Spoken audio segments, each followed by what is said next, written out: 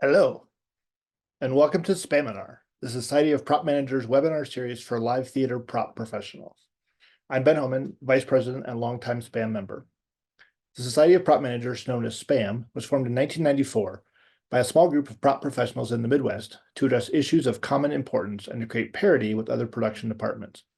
Today, we are an association of 150 plus professional prop managers and educators from not-for-profit producing organizations, opera companies, and educational institutions. We've built an international communication and support network that shares resources, information, solutions, and techniques, as well as safety information, continuing education, and stock. As with previous Spaminars, we're requesting pay what you can donations to help support this programming and our annual grants for early career prop professionals. If you can afford to donate, links to donate will be in the chat. We truly appreciate any help you can give. We have enabled live transcriptions for this webinar. If you'd like to use them, click on the live transcript button on the bottom and then select show subtitles. Alternatively, you can click view full transcript to see it in the meeting side panel.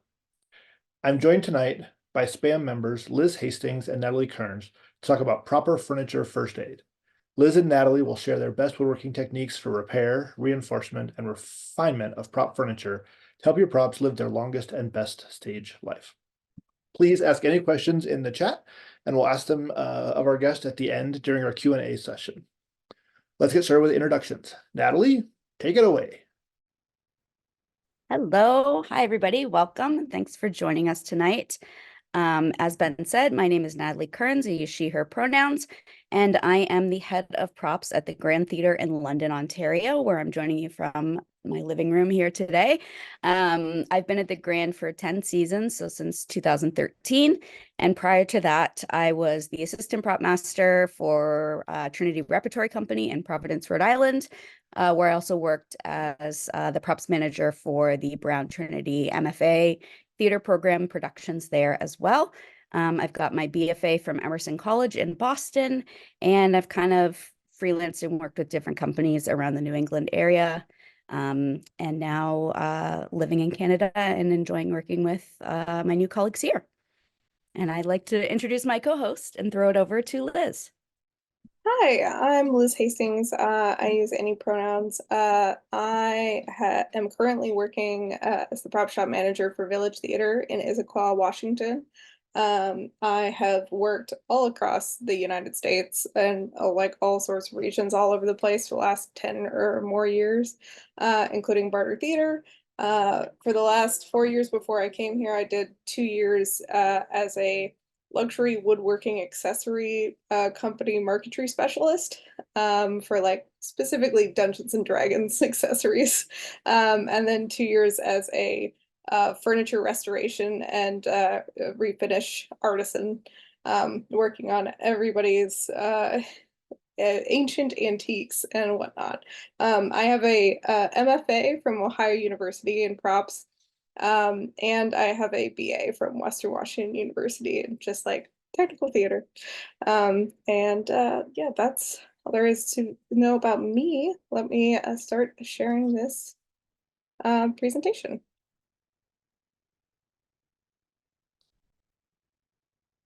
So today we are talking to you about furniture first aid. So best practices for repairing and reinforcing specifically wood furniture we're going to be talking about today. All right, things to consider before you repair your furniture. You need to think about rigidity versus flexibility. It might seem like a furniture piece is better repaired if you have a more rigid piece, but you actually do want some flexibility to your piece so that, you know, you want something to flex rather than break. You want some movement there. You should look into diagnosing the problem. Sometimes it's the seat or the back, not just the legs. The legs seem to be the source of most problems, but you know, actually they could be seat and legs or seat and back. Yeah, do you need just glue or do you need additional reinforcements? And think intelligently about your points of strength. So when we're working, with furniture in theater, as Liz was saying, like, you know, when you're having somebody knock over a chair or throw a chair across the stage or stand on a chair, our inclination is to make everything super nice and tight, but sometimes those legs need a bit of room to move so that when they knock something over, you're not taking your impact right on the wood and snapping your joints. Mhm. As far as types of glue goes and whatnot, we want to lean more toward wood glue or specifically furniture glue, like the chair doctor glue, which Natalie will talk about a little bit more later on. We want to avoid glues like Gorilla Glue and epoxy, which will make it impossible for you to get those points back apart if they break further or if you have more things you have to touch on in a joint. Also, keep in mind when you're taking apart antiques, a lot of it could be made with hide glue, which is a glue that's easily rehydrated with some warm water in a joint.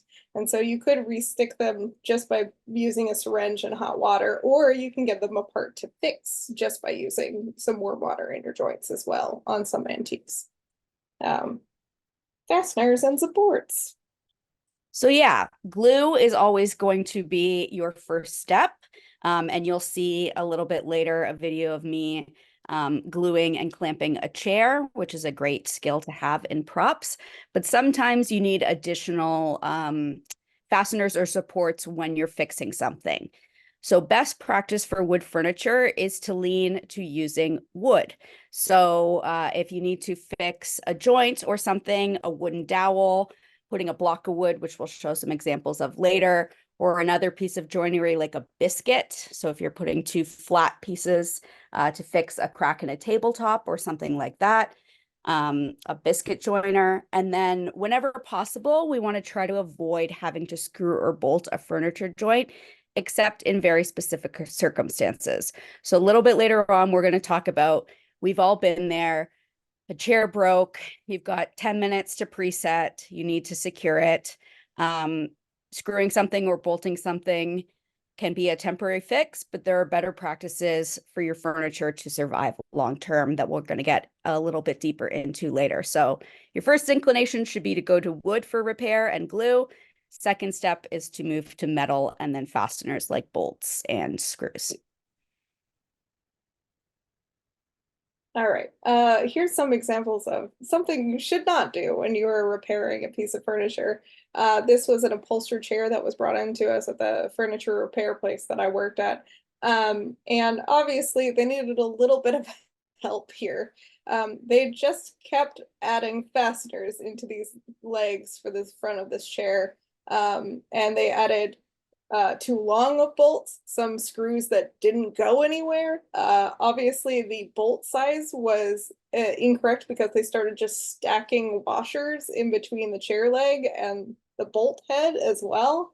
Like it took a long time to get this back off because of how badly they had just riddled this with fasteners, and because of the bolt acting as a lever, it cracked the side of each section of the chair and made it much, much worse than they had before, just because this leg was a little loose. So definitely recommend, step back, take a look at what you're doing and make sure you're using the correct fasteners for what you need to be using. And please avoid trying to just riddle your legs full of fasteners. Just adding more fasteners isn't helpful at a certain point here. And then we have some more examples here of more stuff that I encountered at the furniture repair place. This was the back of a top of a chair, which someone decided that they should repair with a metal spike rather than a dowel.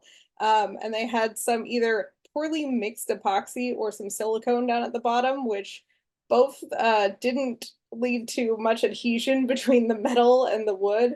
And they had this big gap between the wood and the metal in the hole to start with. So there was a ton of loose room in there. No wonder the top of this chair came right off when I pulled it off. So yeah, don't recommend metal spikes as fasteners. And then also this other portion here is Gorilla Glue and too much epoxy putty. Epoxy putty being used as a structural element. There was like a couple of rings that they had on this rocking chair that had cracked and come apart, and they simply just started stuffing epoxy putty and Gorilla Glue into the center of it. And by the time it got to us, it was in pieces because it wasn't going to hold together that way. And then this last one, I believe it's a Several style chair. And in this X portion, they just couldn't get it to stay together. They lost pieces of it. They must have lost just chunks of wood here because they filled in like a whole quarter of an inch to half an inch of epoxy putty on the one side. They put Gorilla Glue and silicone on the other. It became apparent they were really panicking at a certain point and just started stuffing whatever they felt they had around into this joint, which made it so much harder to repair properly. I had to like scrape all the silicone, all the Gorilla Glue, and all the epoxy putty back out and replace certain chunks of it. Like, this is not a helpful repair. This just makes things worse for future you, and will not hold up to any sort of rattling at all. All right. And if there is one thing we need to hold up to in theater, it is a lot of rattling. So for some of you, this may be your first introduction to furniture repair. So we thought it would be helpful to do a bit of a hands-on video about the basics of diagnosing and then gluing and clamping a loose chair. It's something we run into all the time in props. You pull a chair from stock, you get it back to the shop, you do the wriggle test, and you're like, well, they're not going to want to stand on this for the tap dance number. And so the first thing that we always do, we talked about, is diagnosing the problem, inspecting all of your areas and figuring out exactly where you need to focus your attention. You need to decide if you want to take the whole chair apart and like glue everything and fix that, or if you just need to do a bit of maintenance to specific areas.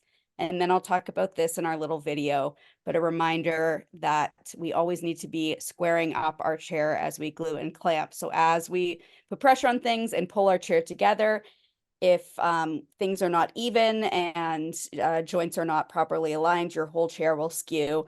You'll get your whole chair nice and glued, and then you'll put it down on a nice flat surface, and then you'll have the rock and roll problem. So you can mitigate that with some things that I'm going to show in this little video here. So if you can hold for one moment, we're going to do a little screen share switcheroo here. Okay, so please enjoy my pre-recorded voiceover from the Grand Theater shop earlier this past week. Okay, so welcome to the section where we are going to glue and clamp a chair. This is a chair that was donated to the Grand Theater from an Oddfellows Society, which is kind of like the Masons or a Legion. And these were a set of chairs, quite a great, like simple, rustic set of chairs, but they have been through the ringer. They have been in this Oddfellows Hall for a long time, and they have a lot of loose joints where there's absolutely no glue or anything holding them. You can see there, those bottom tenons have popped completely out of the chair. So today I am going to be basically repairing and rebuilding this chair. So the first thing I am doing is those two bottom joints on the one side were so bad that I figured I'm going to reglue this whole base. So I'm going to try to pop the bottom legs of the chair out from the seat. I have a dead blow hammer here to give me a bit of a help breaking the bond on the last few joints. Another trick that Liz shared is getting some really, really hot water and injecting it into a joint with the syringe to help loosen some of the glue. But this just literally popped apart. So as we talked about, we're going to diagnose the problem and how bad some of our connections are. And what I'm doing here is coming around to show you the back of this chair. These spines on the back here have small nails to hold them in place. So while this chair back is loose, it is certainly not loose to the point that I feel like I need to take those nails out and completely re-glue and redo the back of this chair. Like, there's some wobble there, but I'm giving it a pretty good flex, and I don't feel like it's gonna break through those nails or pop out. So I'm choosing not to completely take apart the back today. However, this base, there were 3 sections where there were very visible, completely loose parts. So what I'm doing here is going through and seeing where all of those breaks are and trying all the other joints to see if any of them readily pop out with just the pressure of me pulling on them. And then just because I'm putting in the effort here to glue and clamp the base, I've taken a quick grip clamp and inverted it to make it a spreader. And I'm just using that to apply pressure to see if any of these joints will pop apart, any of the ones that aren't already visibly unglued. And so I'm not putting like massive amounts of pressure, but I am, putting a decent amount of stress on them and seeing if they move. But what I have discovered is that there really only seem to be those three obvious glue breaks, and then the rest of them seem quite sturdy. So what I'm doing here is putting a piece of tape on those three areas where I'm going to be doing gluing. And I'm doing this because as I'm working on the chair, in case any of those joints pop back into their little holes, and that happens, I don't lose track of where I am repairing. So we're moving on to the gluing section here. So we use Weld Bond all-purpose adhesive in our shop. You can use a wood glue of your choice or an all-purpose glue that is good for wood. We like this one because unlike a traditional wood glue, it dries clear. It doesn't have that like kind of yellowish color to it. So it's what we use. Your mileage may vary, but we're fans. And I am applying it in what I was taught was best practice. So to all the surfaces of the areas where we are going to be repairing it. So I'm putting it both inside the hole where the tendon's going to go in, and then also to the raw wood part that goes inside the hole there. So we don't want any pockets where there isn't glue on a surface. We want to make sure that all of those areas of exposed wood are nice and coated. Had these joints had a bunch of like dried glue on them, I would have likely taken the time to scrape down or sand off that old glue just to ensure I have a really nice clean surface. These guys, however, were so dried out and like honestly, I don't even know how much glue was on them when they were first made. So there was not any cleanup to do here. However, on the underside, when we get to that of the seat of the chair, there was a little bit of cleanup. So I now am just fitting gently all of my parts back together, not, squeezing anything, just making sure that I have my pieces lined up. I always have a wet rag on hand, so if I have any glue that is going to squirt out anywhere, I'm ready to clean it up. So because we're doing this repair already, I am going to also use a product. It's called Chair Doctor. It's by Veritas, which is a brand sold at the Lee Valley woodworking stores. If you have one of those in your area, this is a great product that is basically designed to swell wood. So we're big fans of it. It's a great thing on joints that are loose, but you don't necessarily have the ability to take apart for whatever reason. Maybe all the other joints around it are well glued and you don't want to go through the hassle of taking a whole chair apart. It comes with these little syringes, so you can like inject it right into a joint.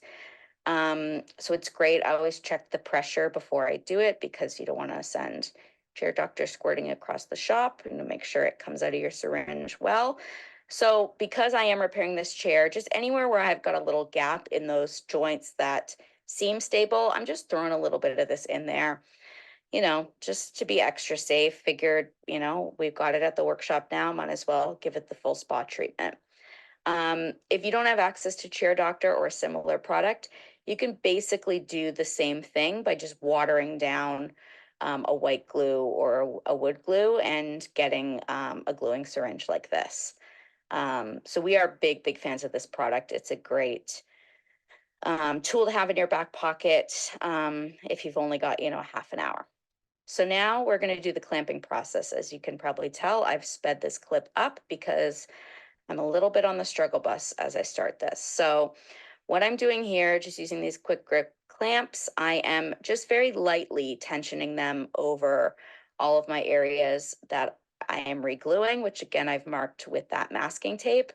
And I am considering some of those other joints and also clamping those. So what I've done here is gone away to get a bar clamp, a bigger one, that will fit on the wider front side of the chair.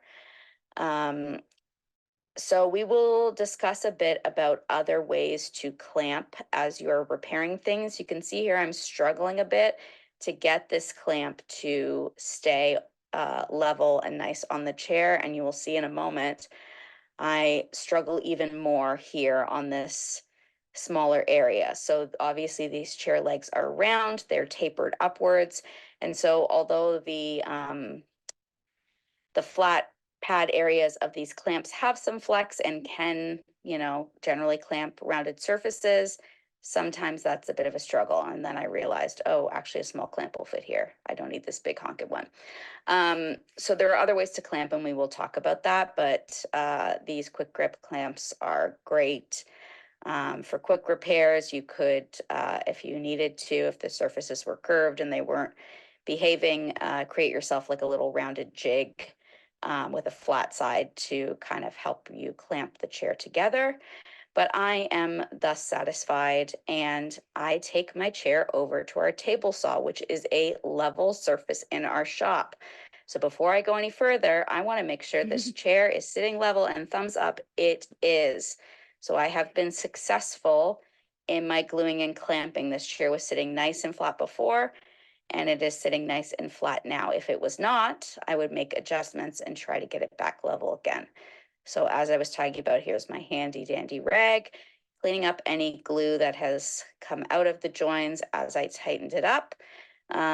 Easier to do now while the glue is still wet than later when you've got dried globs of glue that look ugly on your chair.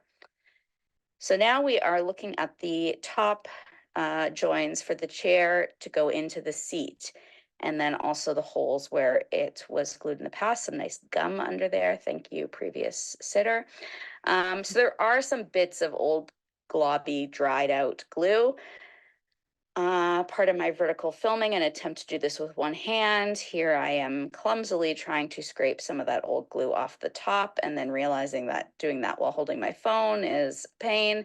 So I just grab a sanding block and knock the last bit of that old glue off.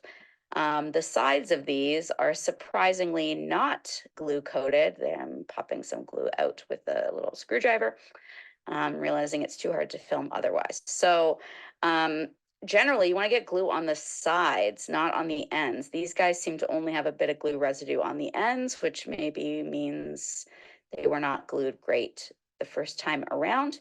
So now I am doing the exact same thing that I did before, getting my glue spread around on all of those flat surfaces. Again, a generous amount, but not an overwhelming amount. Getting the glue inside the holes there while chatting with my coworker. And again, just making sure I got a nice even coat. So exciting, look at me go. I can't remember what we were talking about. And now we are speeding it up because we are going to get this thing on. Oops, I'm backwards. Okay, so here's a struggle that I ran into, which made me glad I didn't try to do this live during this Spaminar. So I'm like, wow, these legs really don't want to line up. I've got my base all nice and square and it's level and everything feels good, but now these legs don't want to fit into the seat anymore. This is why, ideally, you want to set the time to make these repairs. Oh, drop my clamp. Make these repairs all at the same time. I apologize that my filming angle here has shifted. I'm knocking things around, and you can't really see the seat anymore. But essentially, I've removed my clamps I've just installed earlier because I'm having a hard time getting the legs to sit in the seat. So some of that clamping I did shifted the legs enough to cause them to no longer line up with the holes drilled in the seat. So I'm using my spreader there again to actually spread apart a tiny bit those areas that I've previously repaired, because had I clamped them nice and tight and fully in, as you saw, the seat no longer fits. So I'm using my dead blow hammer here, which is causing my camera to vibrate, and something exciting will happen shortly, to try to get that those legs back fully seated in the seat. Wow. Oh, goodbye, camera. Note to self, do not put camera on the edge of the table as you're doing this job. We are back with a better shot. So I have my legs in the seat now, but oh, this table is not a verified level surface in our shop, but boy, oh boy, those legs don't look level. Not great for me. So I have the legs in the seat and I'm reapplying my clamps on my glued joint. Again, thank goodness for past me putting those pieces of tape on, because I know exactly where I want to put my clamps again. Oh, I need my big one here. Right, so reapplying that pressure just to give the glue more time to dry, but something is not looking right. So I'm like, clearly these legs are off. Maybe I've put it too far in. How about we go back over to the table saw and see? Yep, clearly a problem. Those back legs are not sitting right. So I've driven the legs into the seat too much. My back is higher than my front of the chair. And now that everything is back together, getting a hammer in to knock things apart is tricky. So what I've done is to go get my spreader clamp again, and I'm trying to pop those back legs back out so that I can make an adjustment and try to level out this chair again. It is worth noting, if you go back to the beginning of this video and look, like not every tenon of this chair is like fully in. So clearly, when it was originally glued and leveled, like not everything was fully tight together, I guess. And so clearly I've driven the back into the seat, the back legs into the seat too much, and it's caused those legs to raise up.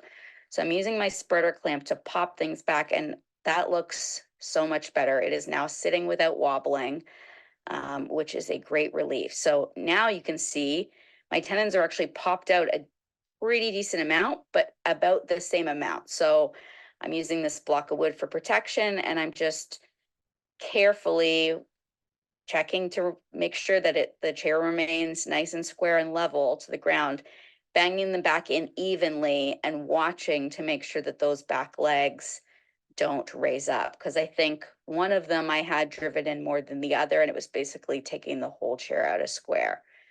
So just, giving each side a little hit and checking, making sure that they're driven in visibly a bit more. So yeah, there you can see we don't see as much exposed wood. I feel happy with that. So now it is time to repair the back. So these are the two larger side pieces of the back. You can see that they were fit in with a little split in them to help them expand and stay rigid in that in the hole in the seat. As we saw earlier, there are those little nails sticking through, but they are loose. So here I'm using that chair doctor glue, and I'm continuously wiggling that joint back and forth. So I've got the chair seat upside down on my workbench, and I'm putting the glue into every area that I can get the syringe in, and then wiggling it to help that glue get down into the joint, and then just getting rid of my excess. And I'm going to do the same thing on the other side. Now, again, this was a choice I made based on my experience with repairing these exact chairs. We've used a bunch of them in shows, and this was one that is yet to be repaired. I found that the chair doctor does sufficient job in swelling the back of the chair enough to keep it rigid. If I was going to put these in a show where I knew that the backs were going to get a lot of abuse, I might have taken the time to fully remove the back and do a full re-glue job. But like I was saying, I have a pretty decent faith in this product. And if I take my time and make sure to get it in to as many areas as I can, I think it's going to do what I need it to do. So now I have flipped the chair back up on its legs, and I am going in to all of the back little supports, as well as the top of my sides of the back, and adding a bit more chair doctor, again, wiggling that back to get all of my pieces, or all of my glue as far in as I can, and then cleaning it up with my rag.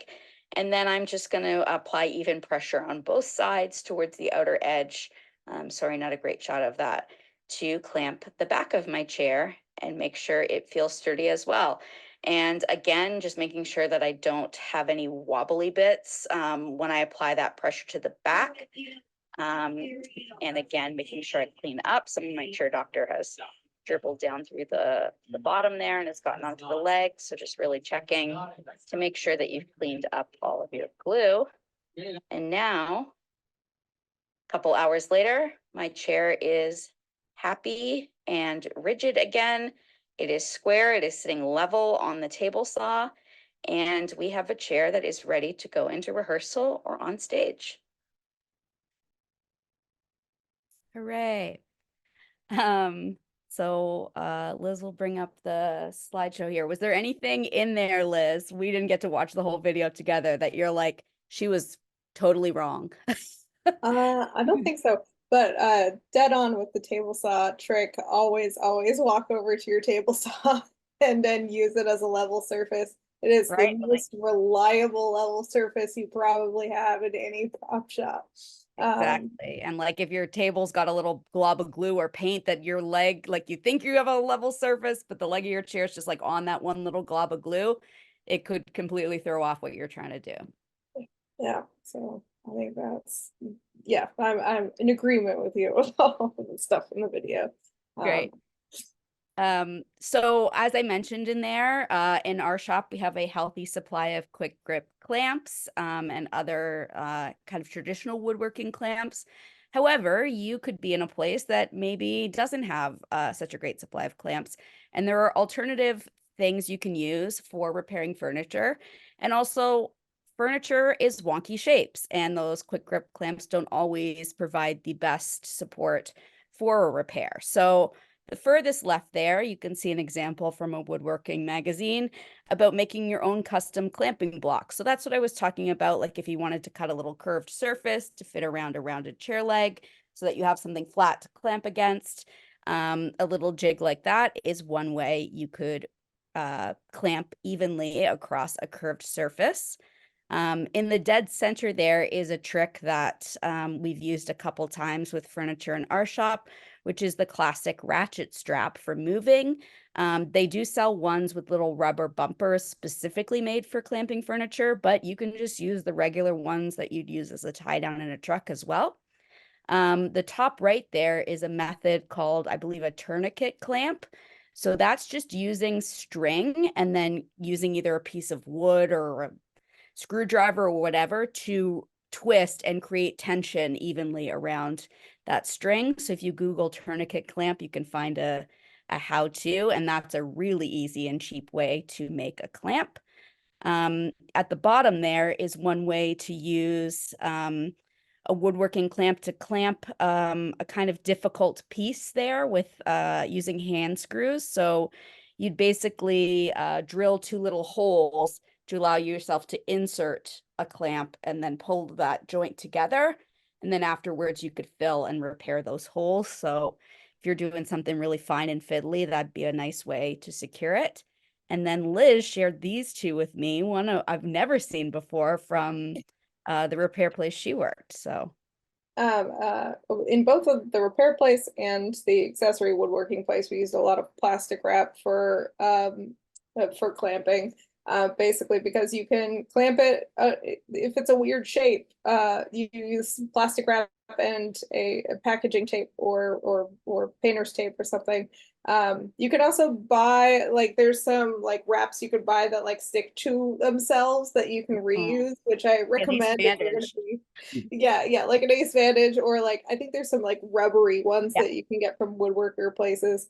But plastic wrap in a pinch for that weird shaped thing you need to glue together. And especially if you need multiple like points of pressure, plastic wrap will help you with that. I also have like a little glue up for this little round guy down here, where I just needed to make sure it was staying together in its shape. So I took a block of styrofoam and put a whole bunch of nails in it so it would keep it together in exactly the position that I needed it to be in.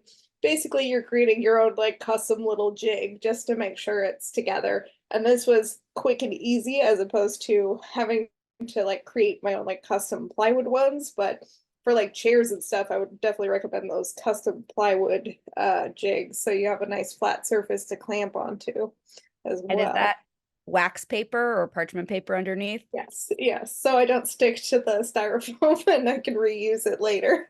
So that's a smart thing if you're using some different clamps as well in certain situations where you might have a lot of glue or the potential for glue squishing out over time. You can put a bit of wax paper between your clamping surface so that you don't end up with your clamp glued to your repaired piece and pull it apart. Highly recommend on upholstered furniture to tape down some like plastic or butcher paper or something around your fabric so you don't get glue on your fabric while you're repairing your piece. Smart. So, And further to protect pieces you're working on, if you're working on a piece of fine furniture like that beautiful hutch on the left there, you can use blocks of wood to protect against some of those stronger metal bar clamps. So those have those metal rounded surfaces on the bottom that if you're ratcheting down quite tight on those, you could even punch a hole through a veneer surface. Also, putting blocks of wood allows you to spread your pressure across a larger area. So it's a great way to distribute your contact point from your clamp, but also protect some of your finer surfaces. If you have bar clamps or C clamps as shown on the right, you can use furniture felt or any sort of padded scrap of rug, scrap of felt, whatever, just to create a protection, because when you're trying to get tight pressure, some of these metal clamps can actually gouge your wood because they're a lot stiffer than the wood itself. The quick grip clamps, you don't have to worry as much about because they have that flexible rubber surface. But if you're doing some fine furniture repair, better safe than sorry. also recommend if you're using a ratchet strap around a piece to at least get a couple layers of cardboard or something between your piece and the metal ratchet itself because it can gouge that way as well. So reinforcing and theaterizing furniture. So this is something we're all going to run into. It's all good and well to treat your older furniture pieces with care when you're repairing, but most furniture was not built to endure the things that it is asked to do on stage. So typically you don't pull out your kitchen table chair in the morning and tap dance on it before breakfast unless you're that person. So we're often asked to reinforce or make furniture stronger to prevent damage and also to make it safer for unusual activity on stage. Like we talked about earlier, rigidity is not always the answer. So if somebody is throwing or knocking over a piece, you don't want to reinforce it to the point that when it hits the ground, the only place for that energy to go is splitting the wood. Allowing a little bit of flex or bounce in your piece can sometimes protect your joints. And then also proper maintenance throughout the run of a show is important. So if you have a running crew that does repairs, or you or somebody from your staff who doesn't, is not there like on weekends, on a 3-show weekend, and suddenly a chair leg is loose, and it is the prerogative of your run crew to stick a screw through it, perhaps talk to your team and see if you can take some time to just teach some basic repairs with proper material that can hold a piece of furniture together until you're able to take it in and provide it with a little bit more intensive first aid. We're talking first aid, you gotta do the assessment and the triage and make sure somebody's not making the problem worse for you. So one of the ones a lot of us will run into are bent wood chairs, or also known as the cabaret chairs or the restaurant chairs or thonnet chairs, the curved back pieces. A lot of them have thin veneer, fairly fragile seats. And a lot of times when you encounter an antique one, they'll have a crack in it, or when you sit on it, you can tell that that seat's quite thin. At the Grand, we've done cabaret. We have a large number of these chairs, and a lot of them we've reinforced with a piece of plywood custom fit to the underside. And then we've actually attached ours by drilling through the sides and screwing in, so that we've basically created a cross brace underneath that chair that allows somebody to safely stand or sit on it or do whatever they do in musical theater while keeping them fairly lightweight. And these chairs, you could also potentially cut out like a fully custom plywood piece underneath as well, depending on how weak the seat itself is and depending on how much action they're going to be getting on stage. And like we talked about earlier, moving to a metal brace may not always need to be your first inclination. So if you have a weak joint and that you want to add a bit of reinforcement to, rather than always reaching for a metal angle bracket, which can be a valid way to repair, but wood blocks are already used. These corner pieces are already used in traditional furniture building, and you can make your own as well, just to reinforce joints. So if you have a chair seeing a lot of action, just simply installing, gluing and screwing a wood block with proper pre-drilling and making sure you got the right fastener length and everything can be a great way to reinforce a chair and still keep it an all wood surface, which wood likes to be with wood. But we will acknowledge that sometimes an angle bracket is the easiest fix. So on the left there, those little tiny angle brackets are great. You've got a little bit of a flexy back. You don't have a lot of time to fix it. You've tried glue. The actor's still saying the back of the chair feels wobbly when I move it. Sometimes putting a little angle bracket in can be the best way to save a chair quickly. And, you know, if you're just using this chair, I think honestly is an IKEA chair, which we'll get to in a minute, but can be a quick way on not some of your more precious pieces to just add a little bit more stability. I would recommend, if you do have time though, to go back through and replace your little angle bracket pieces with something that's going to hold up for a little bit longer. Ankle brackets will probably last you on a short run of a show, but it is adding a metal piece into a wood piece, and they like to rub against each other and create holes. And so another quicker fix that you can do is if you don't want to get your chair all the way apart, you can drill right through the outside of a joint into the apron piece from the leg and just insert a cut dowel into it and glue it in there. Wait for it to dry and just cut it flat and then do a touch up that way. So there's sometimes no reason to kick apart a whole chair if you need to quickly repair one joint in a section. And when I was going through the warehouse to take pictures of repairs, my colleague said to me, you know, sometimes you don't have the time to drill out a dowel, cut it flush, do a paint touch up, whatever. Like, you know, if you can properly pre-drill, countersink, and put a nice wood screw, not a drywall screw, a wood screw in there, and that's all you have time for. Put the wood screw in, do your run, and then remember at the end of the run, if you've got a little bit of time, pull that screw out, drill out the hole for the dowel, put the dowel in, clean it up, send the chair back to stock. It's fixed properly for the next time that you need to use it. IKEA, though, all the rules go out the window. IKEA and other flat pack furniture is not necessarily always made out of wood. It's often particle board or composite wood. It is not built to last, but it's cheap. And so, you know, the show where you have 15 chairs that need to match, a lot of the times they're going to end up being IKEA. The number one thing you can do is that IKEA doesn't tell you to do in their highly instructive pictures is to add glue. The included dowels and the hardware alone are not enough to keep these chairs together for a musical. The dowels will pull apart no matter how tight they feel. So always, always when assembling IKEA chairs, throw some wood glue in there.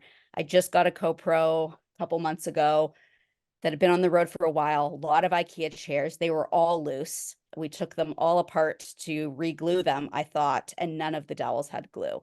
And that was why they were not lasting. So, you know, IKEA chairs are not going to be in your stock for 30 years, but you can help them have a much longer lifespan by just doing a little bit of extra work when you're assembling them.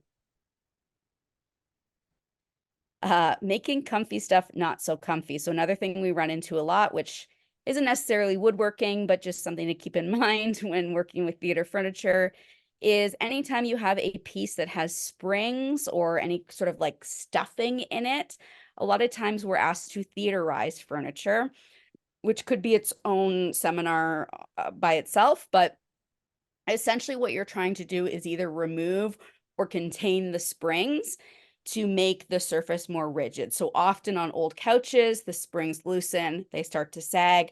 An actor sits in a couch and immediately their posture and their whole body collapses because the whole couch is saggy.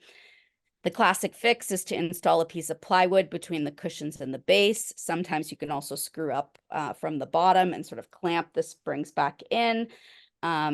Again, pretty much every prop person has done this, and it could be a whole separate topic, but we thought it was worth mentioning. And then things on like dining room chairs where like it may have a sprung seat or a webbed seat with like a much thicker cushion. A lot of times they want actors to stand on them or whatever.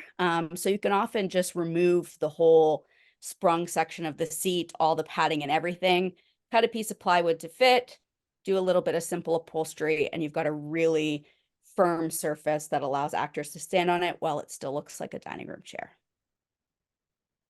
All right, fixing too large parts. If your tenons are too small, you can easily like wrap them in something that is like can accept the glue into it. So like block plane shavings, some threads, muslin wrap is something that I see often in older antiques that have been repaired previously.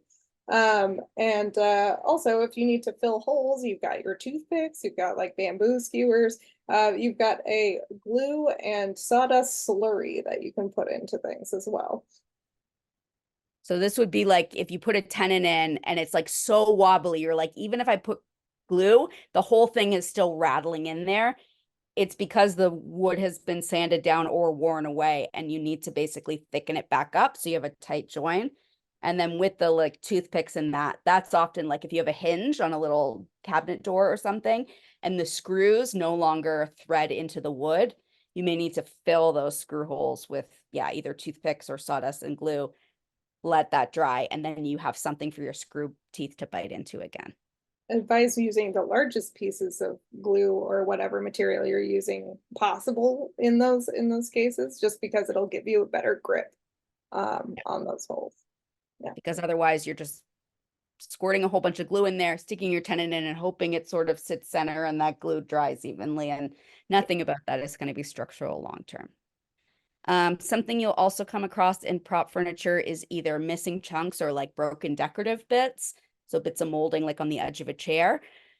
Your first thing should be to determine if it's better to repair it or to just completely replace it. So if you're replacing something, that could involve cutting out a section and removing a part, replicating it, and installing it back in. But repairing it can often be achieved with wood epoxy, and a wood epoxy product, one that we often both have run into, is called Quickwood. It's a versatile putty that can be pressed and sculpted into shape and then sanded after it's dry. So this is the product there. So you can see there's like a little demi-lune tabletop that they are just repairing a little gouge in it with the putty. So you just mix the putty together with your fingers, wearing gloves, shape it, spread it into the area, and then you can sand it down and touch up the color. I have used this product a ton, as shown on the right, which would be repairing one of those picture frames that's made out of decorative wood molding. Often pieces of that will have chipped off. You can actually even create like a little mold of an intact section, then make a replacement piece out of the quick wood and then glue it in, but you can also just freehand build it up. Here's an example of what I've used it for in the past. We used a ton of it in antique repair. This is a antique like sideboard table that a dog got onto it and just started gouging it with its teeth. So all of those little like wispy bits are dog bite marks into this poor old piece of furniture. So all of that yellow and white area that you see that's not marquetry is filled in quickwood. Use it here because it's not structural area, but you can use it on a large area if it's not structural. It is very good at getting in there and attaching to the wood itself and being colored effectively to make it look like it was never there at all. The right side is the retouched and refinished after I've filled it in and done the whole retouch on it. So repairing damaged veneer. We don't do like a ton of veneer around, but there's a lot of antiques that will have veneer that you might need to adjust. Repairing like missing or bubbling veneer is going to be your like big problem because wood shifts as it ages, and occasionally it'll pop the veneer out and make it bubble. In order to repair that, you want to slice ideally along the grain line. If you have to, you can slice in the middle of a big bubble. I believe I actually did slice right here on the edge of this and remove a section of wood. Then you inject some glue behind it and you clamp it nice and flat in order to lay it. For repairing missing veneer, if you can't find something that's the same color, ideally you want to aim more toward a similar grain than a similar color of wood. Repainting grain is a little bit harder than just trying to dye your wood the right color or color over it. If you're having the whole piece painted, this doesn't matter as much. This is more if you're just replacing a section and you'd like it to match the rest of the piece. And there's two pictures of like a veneer repair that you from slicing and removing some pieces. So now that handle doesn't pop out anymore, and some small veneer repair. Believe it's mahogany that we had, and we just had slightly different colored mahogany that we colored down. Important to remember on veneer, if you use a too thick piece of veneer, it can warp whatever you're attaching it to. I've made things with veneer before that will immediately like bend into a U shape over a night if you put too thick of a piece of veneer and don't put another piece of veneer underneath on the other side to counteract that flex. How you can get around it is use thinner veneer, as well as try to basically sandwich the veneer so it's on both sides. Keep in mind that veneer tape is your friend to keep some thinner pieces together. You can use painter's tape, but it can pull up your grain when you pull it back up. Veneer is a little bit more finicky and delicate than standard wood. And glue with as much even pressure as possible. And then you can use veneer to repair with for some of these like little finicker areas. This is again the same like dog went to town on this piece. This is the cabinet door on the front of the piece. And I just flipped it sideways, cut a slit in it with a flex saw. And I made like sort of a veneer sandwich that had a piece that stuck out and fit into that open slit.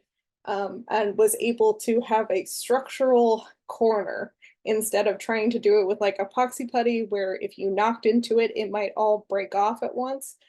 This gives it a more stability when you repair it, so because it's a wood layered on wood together. And then retouch finished picture. And then repairing damaged marquetry, which again might not be something that you encounter a lot of. Sometimes you just use the like sort of press on sticker stuff for marquetry, and that is good and fine too. You can also do some like fill in with quickwood and color it. But if you would like to like go the wood route, if you have more time, again, find something with a similar grain. You can tint it to get it to a similar color. Just know that in like a couple of years with some like sunlight exposure and it out in the world, that wood will have different coloring to it, and you might have to retouch it up later. Marquetry pieces are also typically cut at an angle. That's how they nestle together really well. So cutting at 90 degrees can result in gappage, but you can fill any gaps with like a little bit of a wax crayon. It's super easy to just rub that in there. So I know we've just like spit a whole bunch of information at you, but hopefully this is helpful to get your mind thinking in the right direction when you encounter a loose piece of furniture or a piece of furniture that they're asking you to reinforce or repair. So don't forget, assess your problem first, even though they might say, I've gotten chairs back from rehearsal that they say, oh, the legs are loose. And I go and I'm like, what the heck? And I'm like, oh no, it's actually the back that's loose. But when they sit on it, it feels like the legs are moving. So assess the problem, determine your strength points. So if it is something that's going to be knocked over or whatever, where you need it, where you need to strengthen that chair up, and then where rigidity versus flexibility is important. And you've got this. It's easier than you think. And now we are going to take some questions, and I saw a couple pop up in the chat. So Yeah, that was awesome. Thank you both. So we'll start with questions that are in the chat. If you have any more, throw them in there. Hannah asks, what are some ways to keep some flex in a piece while still making it as strong as possible?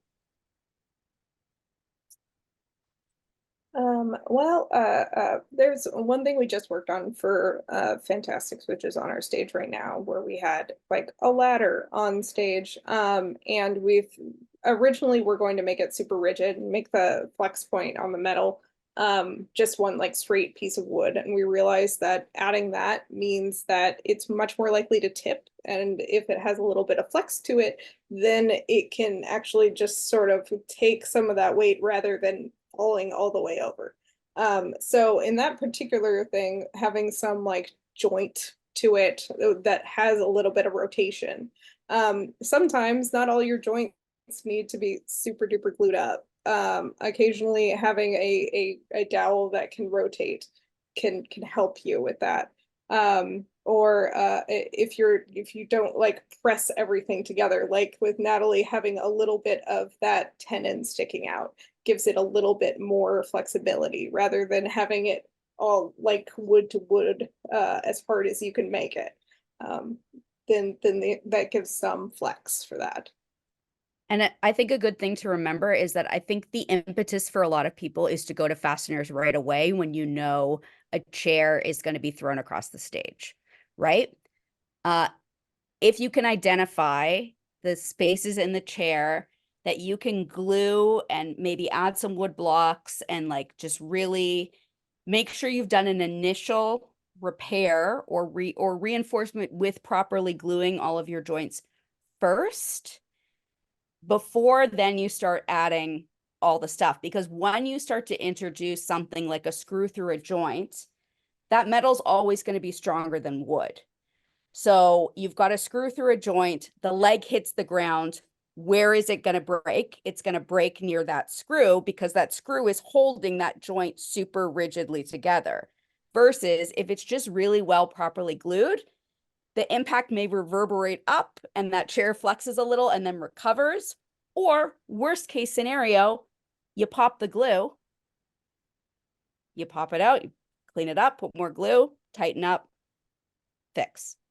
Right. So I think, yeah, a lot of people starting out are just like, yeah, screw all the joints. Sometimes that makes your chair weaker. Another thing that you had in earlier on in the process, the corner blocks, if you just glue them to the apron pieces and you don't glue them to the seat, that gives the seat more flexibility to move around without making it like if it flexes too much, it might break something. If it's glued to a corner block, but if it's unglued to a corner block, it has that room for flexibility. Cool. Dean asks, what kind of wood might be a go-to for furniture repair? Obviously, like #2 spruce is not gonna be super helpful. So do you guys have recommendations on particular woods to use? Yeah, I would say oak is really super duper strong. So if you have a chair that has a much softer wood, be careful in using a lot of like oak pieces in places because it could sort of hurt the rest of your chair because your fasteners or your dowels are too strong. So you want to aim for something that's going to be a little bit closer to the hardness of the wood you're dealing with. But poplar is a good shoe-in for like most things. Yeah, I was gonna say we always keep yeah. and keep scraps of poplar around. Like it is a softwood that is the harder softwood, right? So it works nicely with pine as a reinforcement. It can also play with chairs that are made of a stronger hardwood. Cool. So Dana asks, is quick wood stainable or is it better to try to like paint to match? some quick wood is stainable, I believe. But I prefer to do like a translucent like layering situation on quick wood. I think it just looks better. It's not gonna stain the same as the wood around it is the thing. So Yeah, it will act the same way as like the wood filler, like not like polyfiller, but like when you buy like actual wood filler, where then when you stain it, you can see like the little kind of more yellow or Spots, slightly yeah. different color. Like it will stain, but it will not stain the same necessarily as the wood. So I always tend to try to, especially for theater, and especially if it's not like my grandma's favorite rocking chair that I'm doing a restoration of for theater, most of the time I just try to paint touch it up as close to the wood color as possible. Awesome. quick wood does come in multiple colors too, so you can get a color of quick wood that's closer to your wood tone as well to help you out. Do you order that Awesome. from, I was like, I've only ever seen Oh the yeah, Mohawk has a whole line of different colors of quick wood. Yeah. Oh, awesome. I have a question because which is kind of similar to a question that Katie asked. Besides chair doctor, do you have other suggestions for rehydrating furniture? Because like I'm in the desert. Ooh. I mean, I've feel like watered down wood glue might be your method in that case. You can still put it in a syringe and pop it in there. I mostly use Titebond. I believe Titebond also has something that's like chair doctory as well. Or they might have stuff that's closer to CA glue, but that might not be what you want to use. But yeah, watered down wood glue. I look into the if Titebond has that head chair doctor because I typically use chair doctor as well. Yeah, Cool. Chair Doctor is, I believe, a like a Lee Valley specific product. It's one of their like Veritas, their name brands. But I did Google it, and it looks like you can order it from places as well. But the thing that I always used before that was introduced to me, because the past two places I've lived, there was not a Lee Valley. It was not a brand I was familiar with. I just used watered down glue. Okay, cool. And do you have suggestions, like if your stock is not temperature controlled, are there ways that you can help protect your furniture, like I don't know, bagging it or things like that that might help keep it in better condition long term if you don't have temperature control or humidity control in your storage spaces? Boy, that is difficult. I know one thing is you can keep it out of the sun. Try to keep it off the floor, like do cinder block at least off the ground. That can help it a little bit. I don't know. Natalie, you have any ideas? No, honestly, I've never. That it's a great idea for some future research or yeah, ways to help maintain stock in unmaintained conditions. Because certainly it's something we all fight against. I know in the past, if we have something that's like really precious, it goes to the Askin Street adjacent storage facility. Or somebody else's house for storage if it just really can't survive being in stock. But yeah, I don't have any personal tips or experience other than what Liz has shared. Feel like Okay, sometimes if you put a sealer on it, it can help it out. But yeah, I don't have a ton of experience with trying to fight nature on that. I usually just go, all right, this is the reality we're gonna have to deal with. Yeah, I drop it off and 2 years later I pick it up and I say, oh, look, these joints I glued are dried out. Gonna glue them again. right. And then our last question, and also can you explain with this thoughts on CA glue for furniture repair? And can you talk a little about what CA glue is as well? CA glue, I believe it's chronoacetate glue. I might be slightly off. What is it? That sounds Yeah, right. I was gonna That sounds say right.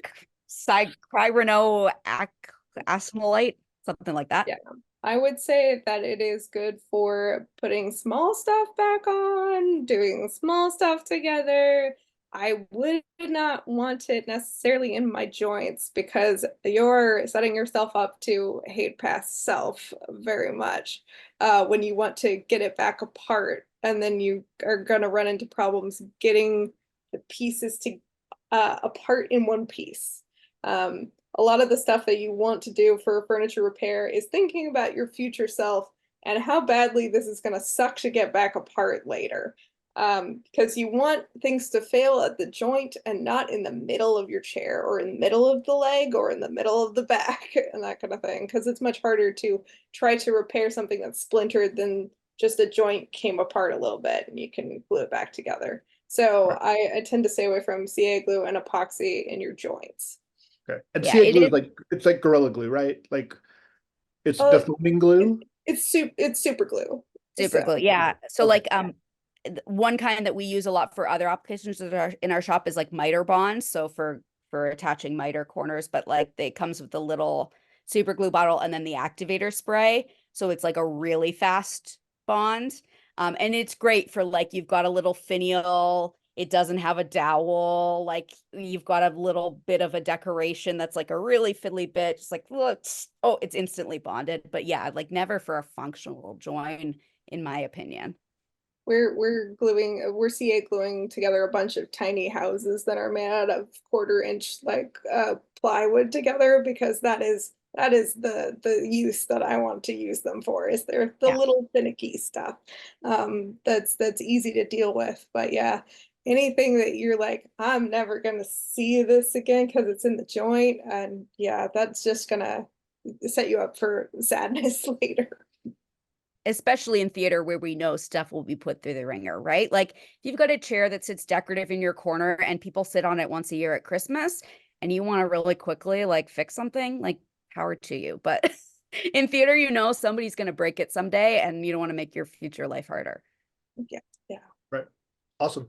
Well, thank you, Nat and Liz, for a fun and informative session. And thanks everyone for attending this evening. Stay tuned to your email and social media for more Spaminars that are coming soon. If you're interested in joining SPAM and are a working prop manager in a non-profit theater, opera company, or children's theater, or are an educator who teaches prop classes, please visit our website or click the link in the chat to fill out our membership form. You can find us on Facebook, Instagram, and YouTube. Links are in the chat.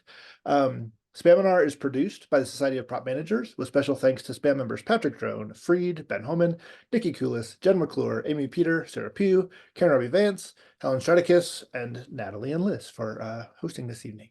Thanks again for watching, and once again, please keep your suggestions for future Spaminars coming. I believe there's a link to that in the chat. We want to know what you want to learn about. Prop on, and we'll see you next time. Thanks, everybody. Have a good evening.